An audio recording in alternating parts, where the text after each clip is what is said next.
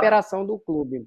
Mas vamos lá, a ação, esses números são tirados da ação na justiça, que o Corinthians deu as informações sobre quais são os credores dele, alguns que já estão na justiça, porque já entraram cobrando, e outros que não entraram, mas ele tem título lá registrado de que tem a dívida, então ele registrou. O total é de 379 milhões, a grande maioria com empresários de futebol.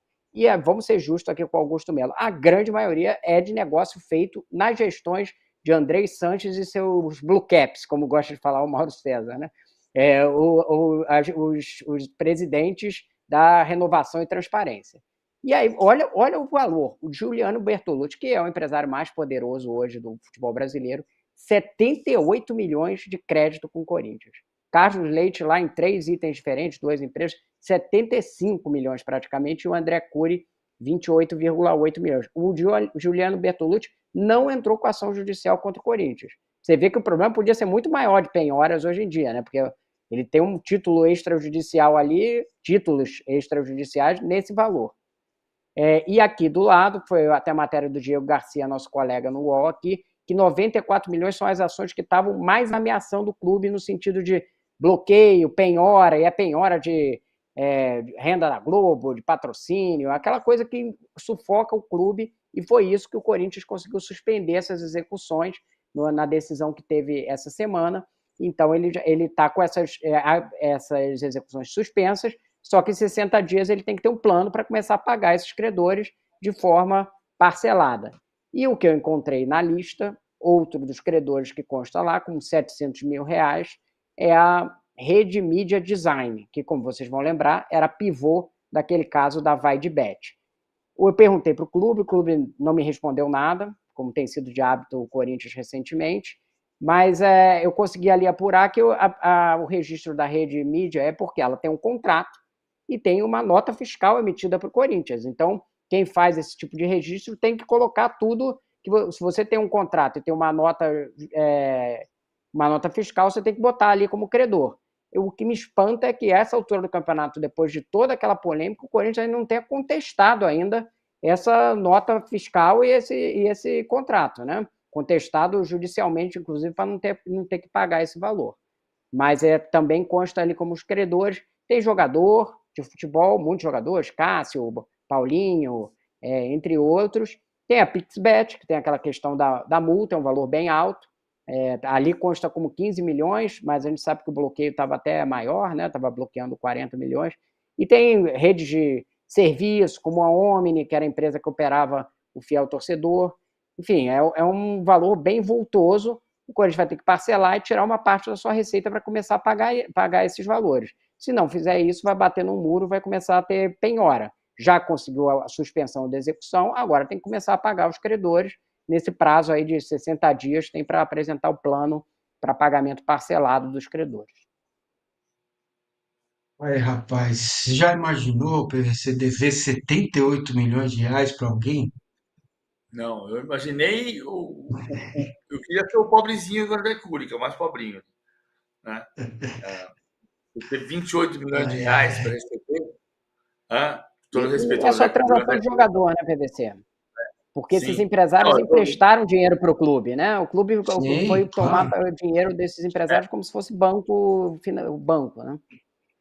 só para explicar, eu estou brincando com o número só, mas assim, o André Cury está cobrando o que, em teoria, é dele. Se ele É Exatamente. emprestou o justo. dinheiro, Porque o dinheiro é assinou o dele, contrato, né? tá tudo. Eles estão no papel deles. Quem está cobrando, está cobrando. O clube assinou. Eu só estou brincando porque eu não imagino dever 75 milhões, graças a Deus, mas eu fico imaginando se eu tivesse 28 milhões para receber. Ia ser bom. Pois é. Bom, cara, será que o Fred vai colocar luz, Rodrigo Matos, nessa questão do Corinthians? Tá no caminho? Porque o torcedor do Corinthians me pergunta diariamente sobre isso. Mas está no caminho? O que está sendo feito? Vai sair? Vai sair? Vai ter. Quando é que o Corinthians vai respirar? Se continuar, se ajustar e as coisas andarem, 4, 5 anos o Corinthians está com uma situação bem equilibrada, ou até menos, não é, Rodrigo? Não, o RCE é uma medida corretíssima para se tomar numa situação que está do Corinthians. Vários outros clubes já fizeram o mesmo. Os do Rio, todos foram para a RCE. né? Em algum momento, seja com esse nome ou um mecanismo parecido, as SAFs, Vasco, Botafogo estavam em RCE, o Fluminense estava também, o Flamengo teve uma centralização de dívidas lá atrás, quando estava se recuperando também, já pagou todas as dívidas que estavam dentro do DSE e RCE, é uma medida correta porque tira o sufoco. Agora, o que tem que fazer é estabelecer um parcelamento e pagar o parcelamento. A única coisa que não dá é para não pagar. A partir do momento que você fez o RCE, que é uma medida correta, você separa uma parte da sua receita, na lei diz até 20%, e começa a pagar esses credores, eu acho que é justo para os dois lados, de uma certa forma, né? Claro que o credor pode argumentar, mas na hora que eu emprestei o dinheiro e tal, não foi parcelado. Vai ter esse argumento. Mas dá um alívio para o clube. Agora, o clube precisa pagar, também não pode usar e eu já vi outras empresas usarem isso, e ficar tipo assim, não paga um mês, aí depois fica esperando a decisão do juiz. Se o Corinthians começar a pagar religiosamente ali uma parte dessa dívida, uma hora ela vai ser quitada. Pode demorar 4, 5 anos, uma hora ela vai ser quitada. Mas precisa conter o gasto, né? Para poder sobrar uma parte para pagar esse RCE, precisa segurar o gasto, né? Isso aí, precisa segurar o gasto, porque uma parte da tua receita vai ser direcionada direto para lá, e aí não pode ir para a tentação da janela de contratação. Se você perde um jogador machucado, aí você vai ter que se virar com o que tem, o que está planejado, para poder, ao longo do tempo, sair da situação em que está. Bom, isso me lembra uma história, você vendo esses valores aí. Seu Francisco, meus caros, era dono de um brechó lá em Guaratinguetá, onde eu comecei minha carreira. E uma vez eu comprei uma geladeira dele, rapaz, e eu me embananei todo para pagar, e todo mês eu ia pagar lá, não conseguia pagar. E ele me ligava toda noite, cara. Ô, Paulo, você não vai pagar aqui? Não, vou pagar. A hora que entrar o dinheiro, eu vou pagar.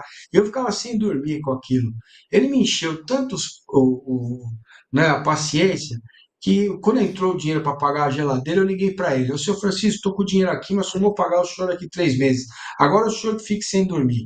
Então, o Corinthians não pode entrar nessa vibe minha, massa caloteiro, tem que entrar e resolver isso, porque o time é muito grande, a camisa é muito grande para ficar a 20 pontos do líder do Campeonato Brasileiro. Claro que o torcedor do Corinthians comemora, ficou na zona do rebaixamento muito tempo, brigando para não cair, agora vai a fase preliminar da Libertadores, tem que comemorar mesmo, né?